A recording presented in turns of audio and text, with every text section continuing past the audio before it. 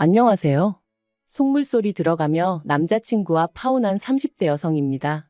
결혼 이야기가 나온 이후로 몇 달 동안 제 나름대로 소가리를 하다가 남자친구에게 허심탄회하게 제 이야기를 했을 뿐인데, 이후로 며칠 사이에 저는 물론이고 저희 부모님까지 돈독이 올랐다는 둥 별의별 소리를 다 들었네요. 그런데 말이 나왔으니 말이지만, 제가 저 낳으시고 길러주신 부모님도 아닌데, 남자친구 부모님 노후까지 책임져야 할 게 뻔한 결혼을 왜 해야 하냔 말이죠. 남자친구는 결혼하면 시부모님도 제 부모님이나 마찬가지라고 당연한 거라 했지만, 그렇다고 시부모님이 저희 부모님처럼 저 자라는 동안 돈 1,000원 쓰신 것도 아닌데, 정말이지 생각할수록 너무 뻔뻔한 것 같아요.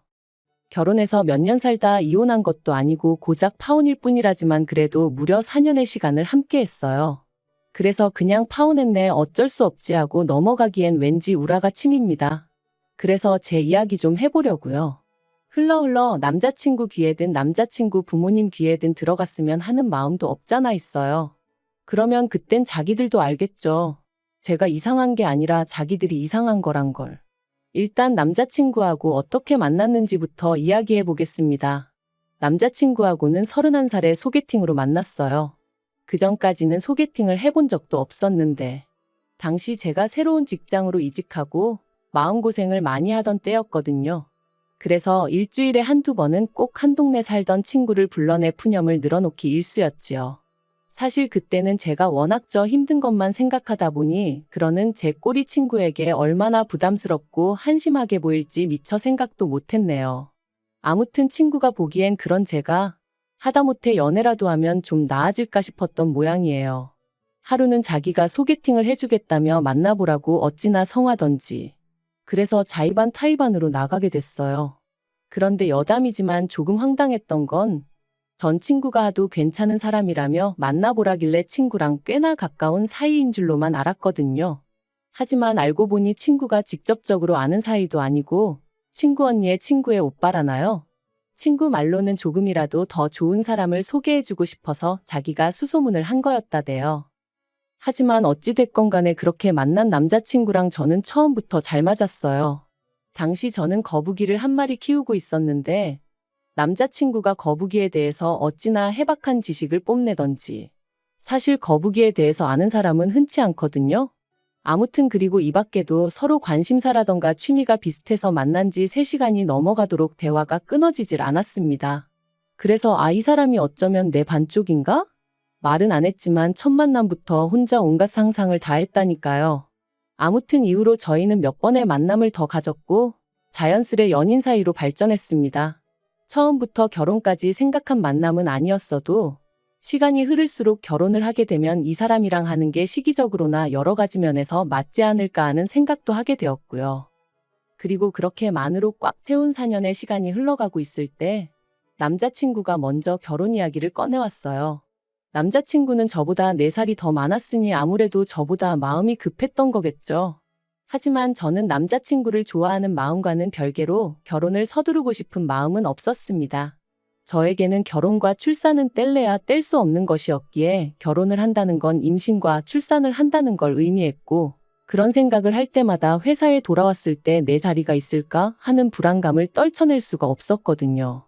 하지만 남편은 자기나 저나 1살이라도 젊을 때 결혼해 안정적인 가정을 꾸리는 게 좋다며, 애도 너무 늦게 낳으면 애한테나 저희한테나 좋을 게 없다.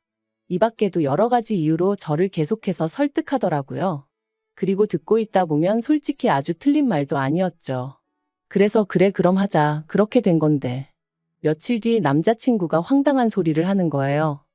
발단은 제가 우리 결혼에 필요한 예산이라던가 그런 거 계산 좀 해보자고 돈 이야기를 꺼내면서였습니다. 사실 3년을 만났지만 그러는 동안 서로 월급이 얼마나 되는지, 데이트 비용 외 생활비로 얼마 정도 나가고 얼마 정도 모으고 있는지 그런 이야기는 딱히 해본 적이 없었어요. 부모님은 뭐 하시는 분들이신지, 집은 자가인지 전세인지 그런 얘기는 더더욱 해본 적이 없었죠. 애들도 아닌데 그런 이야기도 안 하고 연애를 했냐고 하는 사람들도 있겠지만 저희는 데이트 비용은 물론이고 돈 때문에 서로 얼굴 붉힐 일이 없었어요. 그리고 서로 말은 안 해도 눈에 보이는 게 있잖아요. 입고 다니는 거 하고 다니는 거. 그래서 적어도 저는 남자친구 사정을 제 나름대로 어느 정도 가늠하고 있었거든요. 지금 생각해보면 그것부터가 실수였지만. 아무튼 그 당시에는 제 눈에 보이는 상황만을 너무 믿기도 했고, 한편으론 아무리 남자친구고 여자친구고 해도 굳이 그런 걸 다 알고 알려주고 해야 할 이유가 있을까 싶었네요. 남자친구는 몇 번이나 말하기를 주저하는 눈치였고, 그럴수록 저는 그냥 넘어갈 수가 없었습니다. 그래서 그러지 말고 솔직히 얘기해달라. 나도 오빠가 재벌집 아들이라곤 생각 안 한다면서 웃었죠. 하지만 남자친구의 대답을 듣고 나니 저는 더 이상 웃을 수만은 없었습니다. 알고 보니 주식에 코인까지 하고 있었던 데다가 혼자 살면서 나가는 생활비, 그리고 저한테 말은 못했는데 저랑 연애하는 동안 보이스피싱도 당했었다는 거예요. 그리고는 한참을 쭈뼛거리더니 한다는 소리가 2천만 원 모았답니다. 참고로 당시 남자친구는 직장생활 10년 차였거든요. 그래서 더더욱 생각지 못한 액수의 정말이지. 처음엔 제가 뭘 잘못 들은 줄 알고 제 귀를 의심했다니까요. 그러나 이게 다가 아니었어요. 그나마 그 2천만 원도 통장에 따로 현찰로 딱 있는 게 아니고 혼자 살 집을 구하면서 전세 보증금을 대출을 받았는데 그 대출 중 갚은 돈이 2천만 원이란 소리였거든요. 정말이지 어이가 없고 기도 안 차대요. 오죽하면 저도 모르게 돈을 그거밖에 못 모았는데 프로포즈를 한 거냐 소리가 다 나오더라니까요. 저는 남자친구더러 그러면 결혼한다고 하면 부모님께서 도와주실 생각은 있으신 거냐 물었습니다. 솔직히 2천만 원이 꽤나 충격적이다 보니 말을 조심해서 한다던가 돌려서 말할 여유가 없었어요. 그랬더니 남자친구 말이 그것도 좀 힘들 것 같답니다. 그리고는 하는 얘기가 남자친구가 대학에 들어가고 얼마 지나지 않아 아버님 어머님이 이혼을 하셨는데 이후로 아버님은 옥탑방 하나 구해서 혼자 살고 계시고 어머님은 이모님 댁에 얹혀 살고 계시다고요. 그리고 어머님이 아마 1억 정도 가지고 계실 텐데 자기는 그 돈 달라고는 죽어도 못한답니다. 자기가 그 돈 받으면 어머님한테는 아무것도 남는 게 없다면서. 그리고는 저더러 많이 실망했냐. 자기가 어떻게 쓰면 좋겠냐는데 거기다 대고 무슨 말을 해줘야 할지 모르겠더라고요. 어머님 돈에 손대기 싫은 거야. 이해 못할 건 아니지만 그럼 뭐 결혼은 왜 하자고 한 건가? 솔직히 원망스러운 마음까지 들었거든요. 그리고 저는 고민 끝에 이 이야기를 저희 부모님께 일단 말씀은 드렸습니다. 참고로 저희 집은 아주 대단한 부자는 아니어도 남자친구와 비교하면 비교적 여유 있는 상황이었거든요. 노후 준비도 다 되어 있으셨고요. 그래서 감사하게도 자식인 저는 두 분을 경제적으로 도와드려야 한다 그런 생각은 한 번도 해본 적이 없었어요. 오히려 제가 30 넘어서도 부모님께 종종 도움을 받으면 받았지. 게다가 제가 알기로 제가 결혼한다고만 하면 저희 부모님은 2억 정도는 해주실 생각을 갖고 계셨거든요. 저도 저대로 따로 모아둔 돈도 있었고요. 그래서 결혼을 한다는 건 어디까지나 제 마음에 달린 문제였지 다른 건 크게 신경 쓸 이유가 없을 줄 알았는데. 그리고 아니나 다를까 제 예상대로 남자친구의 사정을 알게 되신 저희 부모님 두 분 다 몹시 언짢아 하셨어요. 화도 많이 내셨고요. 저와 똑같이 준비된 것도 하나도 없이 무슨 프로포즈를 하느냐고 제정신이냐 하시면서 말이죠. 하지만 그래도 부모님은 하지 말라는 말씀보단 저더러 잘 생각하고 후회 없는 결정을 내리라고 얘기해 주셨어요. 만약에 제가 끝까지 이 결혼을 하겠다고 하면 집은 부모님이 해주시겠다고 대신 남자친구한테 하다못해 차 한 대는 어떻게든 해오라고 하라시면서 말이죠. 참고로 차를 해오라고 하신 이유는 저도 잘 모르겠어요.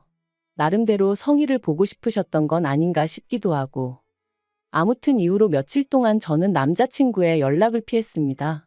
솔직히 만나면 원래 하기로 했던 대로 결혼을 하던지 아니면 헤어지던지 해야 할 것 같았는데 머리로는 헤어지는 게 맞다는 걸 알면서도 차마 입이 떨어지지가 않을 것 같았거든요.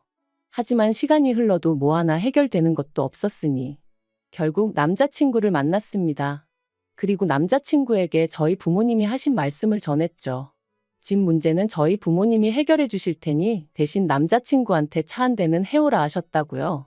그랬더니 남자친구가 대번에 하는 말이 자기가 전에 말하지 않았냐면서 그럴 돈이 없다는데 왜 차를 사오라 하시냐며 저희 부모님이 자기가 마음에 안 드니 일부러 그러시는 거 아니냐대요. 그래서 제가 나쁘게만 생각하지 말고 최대한 성의를 보이라는 말씀이시겠지 하고 한마디 했어요. 솔직히 2천만 원밖에 없는 게 자랑도 아니고 그렇다고 얼마나 대단한 일을 하느라 돈을 못 모은 것도 아닌데 뭐 그렇게 당당하냐고. 나는 오빠도 이해가 안 된다 하면서 말이죠. 그리고는 이때 결국 그냥 결혼은 없던 일로 하자고 제가 먼저 말을 꺼냈습니다. 저는 사실 남자친구가 차를 해오고 못 해오고를 떠나서 이런 상황 자체를 저한테 좀 미안해했으면 했었거든요. 아니면 알겠다고 어떻게든 한번 해보겠다고 말이라도 그렇게 해주던가. 그런데 이건 뭐 거의 배째라는 식이었으니 저도 오만 정이 뚝 떨어지더라니까요. 그런데 그렇게 이별을 고하고 열흘쯤 지났나 남자친구에게 연락이 왔어요. 자기가 자기 어머니하고 이야기를 해봤다며 만나서 얘기하자 그러더라고요. 그래서 솔직히 말하자면 못 이긴 척 나갔습니다. 이별이라는 게 역시나 쉬운 게 아니었거든요. 그것도 제가 제일 정신적으로 힘들고 지칠 때 만나 나름대로 고마운 기억도 많다 보니 말이죠. 그런데 이런 마음이 남자친구와 남자친구 어머니를 만나면서 와르르 무너져 버렸습니다. 남자친구의 어머니가 생각지도 못한 말씀을 하셨거든요. 제가 카페에 도착했을 땐 남자친구와 남자친구 어머니가 먼저 나와 있었는데 저더러 왔냐 고생했다 그런 말은커녕 앉으라는 말도 없이 본론만 얘기하자 하시더니 저희 집에서 해준다는 집이 어디에 있는 얼마짜리냐 뭐 그런 걸 물어보시대요. 뿐만 아니라 집은 뭐 공동명의로 해주시는 거냐고요. 당혹스러웠지만 제가 그런 건 저는 잘 모르니 저희 부모님하고 이야기를 해보시는 게 좋겠다 했어요. 그랬더니 어머님 말씀이 뭐 어찌되든 상관없다면서 저희 집에서 해오라는 차는 당신이 사줄 거니 걱정하지 말랍니다. 다만 저희 쪽이 얼마나 대단한 집이라고 그런 조건을 다는 건지 모르겠다는 식으로 말씀을 하시는데 여러 가지로 생각이 많아지더라고요. 하지만 거기서 끝이 아니었어요. 어머님을 만나 뵌 지 한 일주일쯤 지났을 때였습니다. 그 사이 남자친구도 저희 부모님께 인사를 드렸고 그래서 이제 슬슬 부모님들끼리 만날 일정을 잡으려던 차였죠. 그런데 남자친구가 먼저 할 이야기가 있다더니 어머님이 이모님 집에서 나오셔야 될 것 같다는 거예요. 이모님 딸이 사정이 생겨 이모님 집에 들어와 살게 되었는데 그 일로 어머님이 그 집에 있기가 어려워지셨다나요? 어머님 입장은 그래도 당신이 먼저 들어와 살고 있었는데 갑자기 방을 비워달라는 게 말이 되냐 버티시는 중이셨고 이모님은 그래도 딸이 들어와 산다는데 어쩌겠냐며 나가달라셨다나요?